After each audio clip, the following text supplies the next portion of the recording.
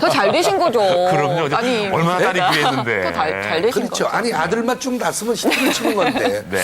근데 딸을 낳았을 때 분위기는 어땠어요, 어머니? 이제 첫 딸 딱 나온 거야. 그런 게 아들 신기했죠? 넷 놓고 딸 낳는 게, 또 너무 아들이 끼다 하고 낳았는데 딸로 낳아서 네. 더 기뻤지요. 더 기뻤지. 난리가 났겠어요. 너무 귀여워서. 그 딸이 어디 있어요? 뒤에 계신 네. 배영자 야, 씨. 사랑을 한 몸에 받았을 것 같아. 네, 맞아요. 정말 그랬을 것 어땠어요? 같아요. 지금까지 쭉 지내오면서 사랑을 그냥 끔찍하게 받았죠? 오빠들이 제가 좀 어릴 때 많이 아팠어요. 그럴 때마다 오빠들이 업어주고 또 뭐 어디 같이 제가 초등학교 데리고? 다닐 때 소풍을 가면은 도시락 한 번 안 들고 갔어요. 오빠들이 다 들고 가고 저는 그냥 맨 몸만 가고 그렇게 했어요. 동네 머슴아들이 만약에 그거 와서 놀려주고 그랬다면 큰일 나네, 오빠들한테. 그렇죠? 난리가 나죠, 그날 완전히. 둘째 아들이 네. 있는데 어떻게 놀려요? 예. 네. 자, 여덟째이신 배영식 씨 오래 기다리셨습니다. 끝에 앉아 계신데. 당연 제가 칠남 이녀 중에 8번째다 보니까 네. 제가 손해를 많이 봤죠. 아무래도 위에 형님들은 더 좋은 거. 네. 저 같은 경우에는 주고 남은 나머지 주니까 그래서 저는 결혼하면 하나만 낳아야겠다는 생각이 좀 있었고 네. 그리고 저희 돌아가신 아버지께서 상당히 자상하셨는데 어떻게 어느 정도냐면 우리가 아무 때 잠을 자고 있으면 아버지는 항상 우리를 이불 다 깔아놓고 하나하나를 다 데리고 깰까봐 조용히 안아가지고 눕히고 재우고 새벽에 또 이불에 오줌 쌀까봐 다 시간 되면 일일이 하나씩 깨워가지고 오줌 다 니고 다시 재우고 그 정도 자상하셨는데 네. 저는 그 자상함을 못 따라갈 것 같고 하나라도 우리 아버지 본을 받자 싶어가지고 훌륭하신 분이에요. 네. 그렇군요. 형제가 많다 보니까 좀 더 힘들었던 부분도 있는데 그래도 역시 형제밖에 없다는 생각을 했을 때가 많을 것 같아요. 저희 큰형님이 네. 사업을 계속 하시다가 네. 사업 실패로 우리 저희 집이 조금 어려웠었는데 그때도 저희들이 같이 이제 어려움을 나눴고 저 밑에 바로 동생이 이제 눈이 안 좋은데 시력이 안 좋아가지고 수술을 지금 3번까지 했는 것 같아요. 네. 할 때마다 본인 혼자 부담이 크니까 우리 가족들이 십시일반 도와가지고 그 수술비를 해결했고 네. 가족이 많은 것이 아무래도 어려움을 같이 나눌 네. 대상이 많으니까 참 좋은 것 같고 네. 저희 부모님이 우리를 많이 낳아준 거에 대해서 상당히 고맙게 생각합니다. 정말 네. 그 이 구남매를 키우시느라 우리 어머님 참 무척 애를 쓰셨을 텐데 그 아드님 따님도 쭉 보니까 참 우리 엄마 참 고생 많으셨다 이런 생각은 들죠. 우리 어머님 위해서 어떻게 가족들이 한번 노래를 좀 한 곡 선물하면 어떨까 싶은데요. 이렇게 모이기도 쉽지 않으신데. 글쎄 말이에요. 한 곡을 한 잔 하기도 어려운데. 어머님의 은혜에 대해서 어머님의 은혜 합창합시다. 시작. 나실 때 괴로움 다 잊으시고 기으실 때 밤낮으로 애쓰는 마음 진자리 마른 자리 가라니시며 손발이 따닳도록 고생하셨네 하늘 아래 그무시 높다리요 어머님의 희생은 가히 없어라. 네. 네. 참 정말 오늘 이렇게 고집싱합니다. 네. 어머님 모습을 이렇게 뵈니까 또 제 어머님 생각이 나는데 많이 나시죠? 똑같아요. 네. 어머님들의 그 머리 헤어스타일 파마는 왜 이렇게 똑같은지 거의 다 똑같습니다. 왜냐하면 한 번 파마하면 한 2년 가게끔 돈 안 들이시려고. 네. 근데 형제들 이렇게 저도 4형제 중에 막내지만 어머님 이렇게 뵈니까 저희 어머님이 생각나서 형제들끼리 우애가 참 너무 좋고 참 서로가 도우면서 살아가는데 어머님께서 이제 아버님은 하늘나라에 계시지만 누구나가 다 가는 그곳이지만 가실 때까지 우리 자식들 낳아주고 키워준 그 은혜에 보답을 다 해줘서 참 오래오래 장수하시도록 많은 도움을 주시길 바라겠습니다. 네, 감사합니다. 부탁드리겠습니다. 오늘 정말 함께해 주셔서 고맙습니다. 네, 고맙습니다.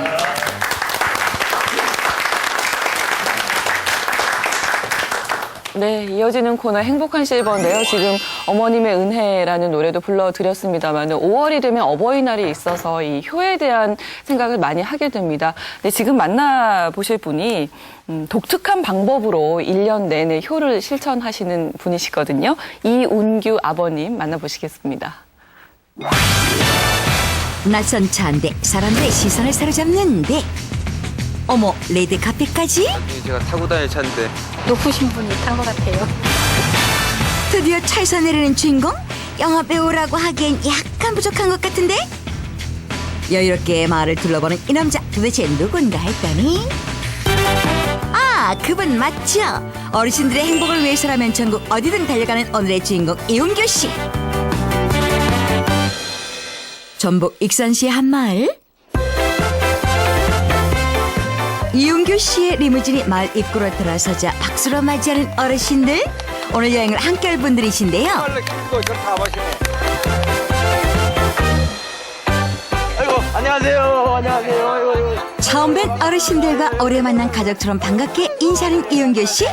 이렇게 여행을 시작하게 된 이유가 있답니다.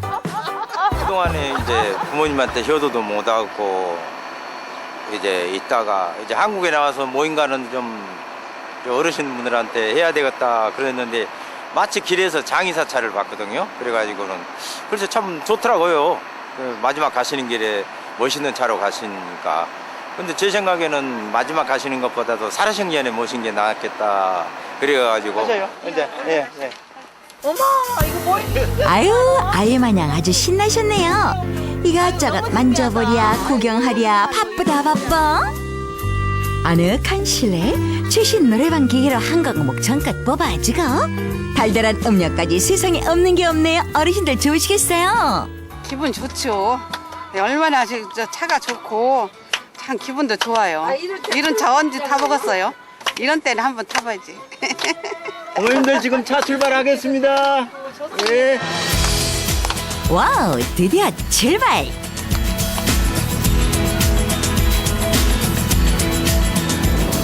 뛰단자락 미끄러지듯 시골길을 달리는 모습이 마치 영화 속 한 장면 같은데.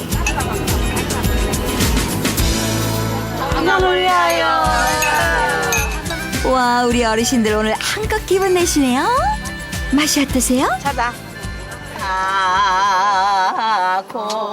시름도 걱정도 모두 덮어주는 작은 여행길. 어르신들의 노랫소리에 마냥 흐뭇합니다. 저도 들뜨고 이제 저희 뭐 부모님이나 또 저희 저 어르신들 저희 가족들 모신 것 같은 그런 기분이 들어가지고 저 뭐 이런 기쁨을 어떻게 표현을 못할 것 같아요. 22살 생계를 위해 떠나 아버지가 되고 나서 돌아올 수 있었던 모진 세월 동안 못한 효도 이제야 할 수 있게 됐다네요. 익산의 어느 공원. 알수 흥겨운 장구가락에 꼬마 손님들 구경 나오셨는데 때마침 이운규 씨의 리무진도 도착했습니다.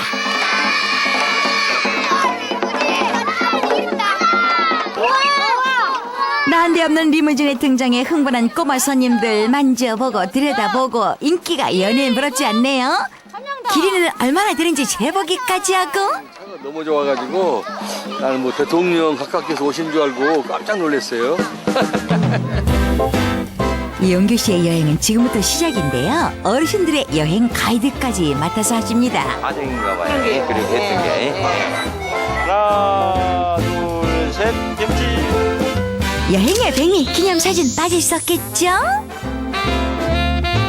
기사님 너무나 좋은 일 많이 하시고 우리 같이 늙은이들 진짜 차 구경도 못했는데 이렇게 싣고 다니면서 좋은 데 좋은 데 다 구경시켜 주셔서 너무 진심으로 감사드립니다. 그날 저녁 어떻게 어김없이 도착한 편지 한 통. 리무진 봉사를 시작한 후 다녀간 어르신들께서 꾸준히 감사의 마음을 전해왔다는데요. 리무진 타셨을 때 우리 아버지 어머님들이께서 이제 아드님도 못하는데 이렇게 리무진 태워준다고 얘기할 때가 또 무척 보람스럽고 또 이렇게 편지나 또 격려 전화를 해주실 때는 더 보람이 된 것 같아요. 남편이 이렇게 위주로 해서 봉사도 하고 집에서는 전략하면서 살고 이랬기 때문에 봉사하는 것도 있게 되고 지금 보면 잘했다고 생각해요. 고단했던 하루의 끝, 어르신들의 따뜻한 마음 덕분에 지친 이용규 씨 어깨에 다시 힘이 솟고 있습니다. 다음 날 아침, 어김없이 여행 준비에 본전 이용규 씨. 어머, 지금 뭐 꺼내시나요? 꽃다발 아니에요? 무슨 특별한 일이라도 있으신가 보네요? 오늘 연세 많은 할머니 할아버지 모시러 가거든요. 그래서 좀 생동감 있게 꽃단장하고 그렇게 되면 뭐 데이트하는 그 식으로 그래서 지금 꽃단장 해갖고 역시나 반갑게 맞아주는 어르신들. 오랜만에 부부 나들이에 들뜨셨네요. 나는 우리 저 사장님하고 같이 타고다. 자, 그럼 출발해볼까요? 어제도 오늘도 내일도 행복을 싣고 달리는 리무진 여행. 앞으로 어디까지 가실 건가요? 저분들이 이렇게 행복하시는 거 모습을 보시니까 저희 부모님이나 저희 형제들이 이제 행복하는 모습을 본 것 같고 제 생각에는 이 세상 다 아는 그날까지 계속 하고 싶어요. 행복을 싣고 달리는 특별한 여행. 소원처럼 오래도록 계속 이어지길 바랍니다.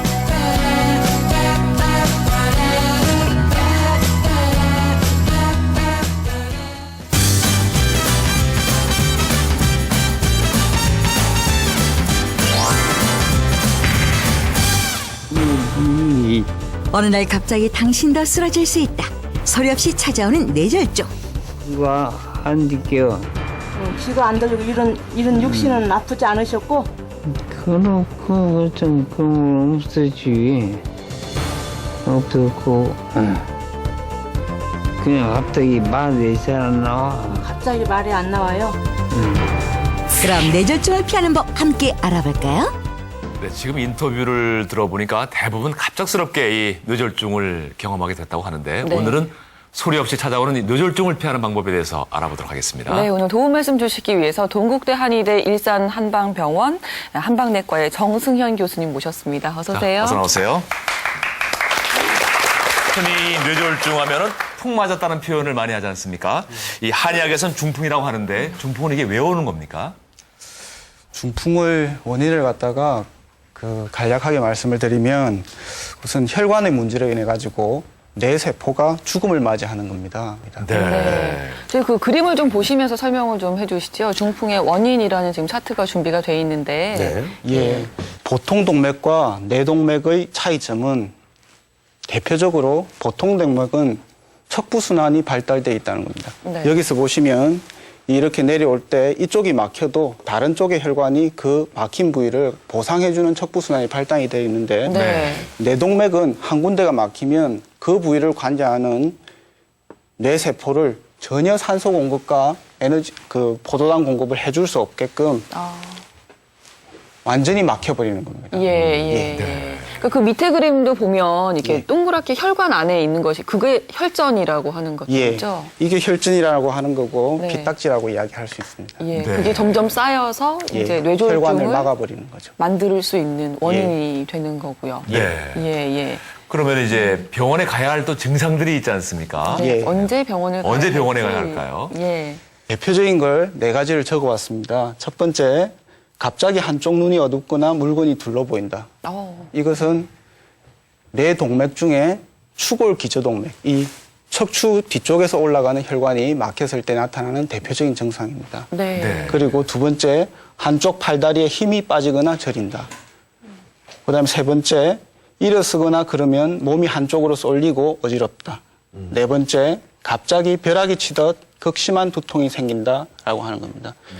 두 번째와 세 번째는 반신마비를 일으키는 대표적인 전조 증상을 이야기하는 것이고 네 번째는 그 두개내압 항진이 나타났을 때 대표적으로 나타나는 두통을 이야기하는 겁니다. 네. 그렇군요. 이런 증상이 나타나셨을 때는 병원으로 빨리 가보셔야 되는 거고요. 네. 너무나 신경 쓰는 것도 또 이게 스트레스 쌓이는 거죠. 예, 맞습니다. 이 스트레스 쌓이면 진짜 피딱지 생긴대요. 그죠? 네.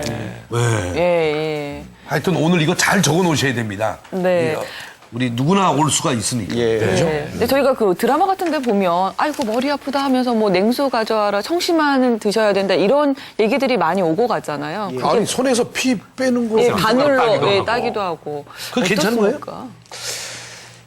손에서 피를 그 빼는 것은 예. 조금 뭐 소량을 빼는 것은 혈류순환을 좋게 한다라는 의미로 괜찮을 수도 있습니다. 네. 하지만 중풍이 발생했을 때 특히나 의식이 없는 경우에 물을 섭취를 시켜서 물이 기도로 들어간다든지 청심환을 섭취를 하면서 청심환이 식도로 들어가지 않고 기도로 들어간다든지 하면 허빈성 폐렴을 일으킬 이유가 되는 겁니다.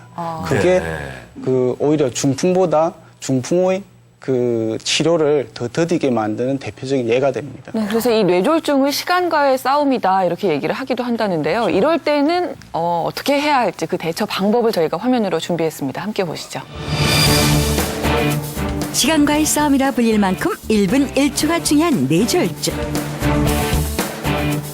응급처치만 잘해도 위험한 고비를 잘 넘길 수 있다는데 쓰러진 환자를 발견했을 때 의식장애가 동반되어 있을 경우에는 호흡곤란이 올 수 있습니다. 그래서 환자를 발견하였을 경우에 환자의 의식이 있는지를 살펴보고 의식이 없는 경우에는 이제 호흡을 잘 할 수 있도록 넥타이를 좀 편하게 풀어주고 그다음에 벨트를 풀어주어서 환자가 호흡곤란이 오지 않게 하시는 것이 중요합니다. 그리고 구토 증상이 동반되어 있는 뇌졸중 환자가 있기 때문에 입속에 어떤 토사물이나 그런 호흡곤란을 일으킬 만한 것이 있는지 확인하기 위하여 환자를 한쪽으로 눕히고 입을 벌려서 안에 토사물이 있는지를 확인을 합니다. 토사물이 있는 경우에는 가능한 한 빨리 토사물을 제거하여 환자가 호흡곤란을 일으키지 않도록 하시는 것이 중요하겠습니다. 그리고 갑자기 쓰러져 있는 환자를 발견했을 경우에는 그 환자가 심장마비나 아니면 뇌출혈, 뇌경색 여러 가지 질환의 가능성이 있기 때문에 당황하시지 말고 환자의 의식 상태를 살펴보고 호흡곤란이 있는지 등을 살펴본 이후에 아까 말씀드린 그런 응급조치를 취하시고 병원으로 빨리 연락을 해서 병원에 와서 적절한 진단과 치료를 받으시는 것이 가장 중요하다고 하겠습니다. 자, 그런데 특히 이제 어머님들을 보면요. 늘 그 손발이 저린다는 표현들을 많이 하시잖아요. 네. 이런 것이 중풍의 뭐 전조 증상과 관계가 있습니까? 첫 번째는 전조 증상과 관계가 있습니다. 네. 하지만 감별 진단이 중요한데요. 그 수건관 증후군이라든지 디스크라든지 척추관 협착증으로 말초 신경 변증이 생기는 것과 감별을 해야 됩니다. 제가 가끔 두통이 있고 뒷목이 좀 뻣뻣한데 이게 뇌졸중하고 관계가 있는 건지 걱정이 되는데 어디가 좀 자세하게 설명 좀 해요. 빨리 좀 말씀해 주십시오. 뒷목이 뻣뻣하고 뒷목이 뻣뻣하고 하실 때 보통 환자분들이 이게 그 중풍이 아닌가, 네. 중풍이 올 수 있는 게 아닌가 하는 걱정을 참 많이 하시거든요. 근데 그 경우도 마찬가지입니다. 뒷목이 뻣뻣한 경우는 주로 근긴장성 두통인 경우가 대부분이고요. 네. 그리고 편두통일 때 또 뒷목이 뻣뻣할 수도 있습니다. 네. 중풍이 온 경우의 두통, 특히나 그 지주막과 출혈에 의한 두통은 두통의 증상이 우리가 평생껏 한 번도 겪어보지 못한 그런 두통 정도로 두통이 옵니다. 그렇군요. 예. 네, 알겠습니다. 그런 점에서 이 뇌졸중을 좀 미리 체크하고 검사하는 과정을 저희가 또 따라가 봤거든요. 화면으로 보시고 얘기 나누죠. 뇌졸중 양방에선 어떤 검사들을 하는지 한번 알아볼까요? 지금 보시는 건 MRI 검사법인데요. 뇌졸중의 가능성이 의심되면 MRI 촬영을 하게 되는데 이렇게 촬영된 뇌혈관 사진을 통해 뇌졸중 발병을 최종 확인하게 됩니다. 병원에 오시게 되면 가장 이제 중요한 검사가 뇌 혈관 검사와 뇌에 대한 영상 촬영입니다. 그 가장 많이 사용되고 있는 것이 이제 MRI 촬영인데요. 머릿속에 있는 혈관이 MRI 영상 검사상 다 잘 보이고 있고 오른쪽 왼쪽에 특별한 막힌 부분이 관찰되고 있지 않습니다. 반면에 이쪽 사진은 급성 뇌경색이 발생한 환자로 오른쪽 혈관에 비해서 왼쪽 혈관이 하나도 보이지 않고 이러한 것은 이제 급성 혈전에 의해서 뇌 혈관이 막힌 것입니다. 뇌졸중의 위험 인자는 고혈압, 당뇨 등은 자기가 체크해보지 않는 경우에는 알 수 없기 때문에 자신의 혈압이나 혈당 수치라든지 아니면 콜레스테롤 수치라든지 이런 특별한 증상이 없이 가지고 있을 수 있는 뇌졸중의 위험 인자와 관련된 병들이 있는지를 미리 병원을 방문해서 확인해 보는 것이 이런 사망 1위인 뇌졸중을 예방하는 지름길이 될 수 있겠습니다. 그 뇌졸중 생활 속에서 피하는 방법도 좀 함께 정리를 해주시죠. 예, 뇌졸중이라고 하는 것은 고혈압이나 당뇨나 담배랑 생활 습관 등이 모여서 일어나는 합병증입니다. 그래서 뇌졸중을 예방하는 생활 습관이라는 게 고혈압을 예방하고 당뇨를 예방하고 담배를 피지 않고 정기적으로 운동하는 생활 습관을 실행하는 것입니다. 네. 그래서 이는 인체 내에 혈액량을 적절하게 유지시켜주는 생활 습관이라고 이야기할 수 있습니다. 네. 그리고 뇌졸중은 발병을 하면 또 재발을 할 수도 있습니다. 예. 그래서 보통 한번 뇌졸중이 발병을 하면 3개월 정도 적절한 치료를 꾸준히 받으시는 게 가장 중요하고 예방책을 약물을 갖다가 꾸준히 복용하시는 게 제일 중요합니다. 네, 알겠습니다. 뇌졸중이 이 단일 질환으로서는 한국인 사망 원인 1위라고 하니까요. 오늘 말씀 잘 기억하시고 실천하시는 것이 중요하겠습니다. 오늘 도움 말씀 주신 동국대 한의대 일산한방병원 한방내과의 정승현 교수님 말씀 고맙습니다. 감사합니다.